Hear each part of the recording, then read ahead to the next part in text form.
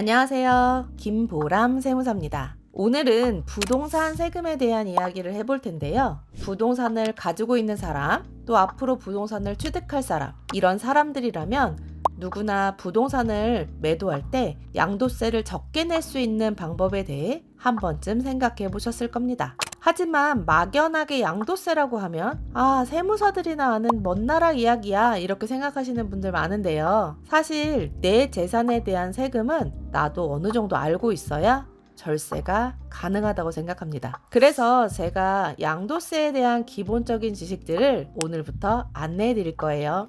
제가 고객 상담을 할 때 보면 양도를 준비하는 고객분들이 이렇게 질문하시거든요. 저 부동산을 15억에 팔 건데요. 세금이 얼마쯤 나올까요? 근데 이렇게 물어보시면 저는 잘 모르겠는데요? 라는 답변을 할 수밖에 없습니다. 왜냐면 우리가 내는 양도세는 부동산 판매 가격을 기준으로 납부하는 것이 아니라 내가 샀을 때보다 얼마나 오른 가격으로 팔았냐를 기준으로 납부하는 것이기 때문이죠. 즉, 내가 부동산을 팔아서 얼마를 벌었는지 그 차액에 대해서 양도세를 납부하는 것입니다. 그럼 지금부터 양도세를 어떻게 계산하는지 한번 살펴볼까요? 양도세는 내가 판 가격에서 내가 샀을 때 취득가액을 차감한 그 금액을 기준으로 계산이 됩니다. 이걸 양도 차액이라고 부르죠. 또한 부동산은 오래 보유하면 보유할수록 가격이 오르는 것이 대부분이잖아요. 시세 차익을 보려고 막 샀다 팔았다를 반복하지 않고 오래 보유하고 있다 라고 하면 국가에서 그 장기간 보유한 것에 대한 칭찬으로 장기 보유 특별공제를 해줍니다.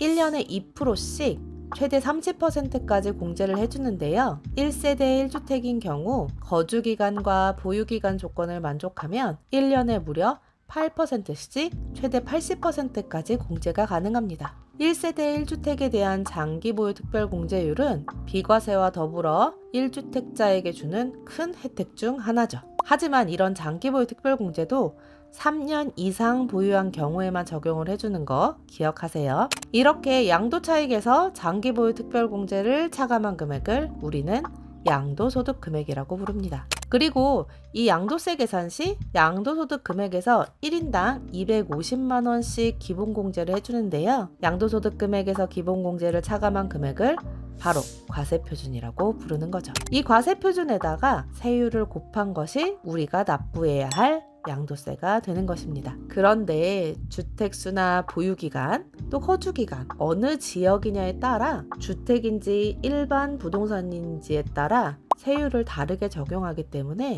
나의 부동산에 대한 정보를 잘 알아야 세금이 많이 나오는 것을 방지할 수 있습니다. 올해는 이렇게 부동산 세금에 대해 중점적으로 방송을 진행할 생각인데요. 다른 준비가 없어도 보람찬 절세 생활을 시청하는 것만으로도 부동산 세금을 잘 아는 구독자 여러분이 될 수 있도록 잘 준비하겠습니다. 감사합니다.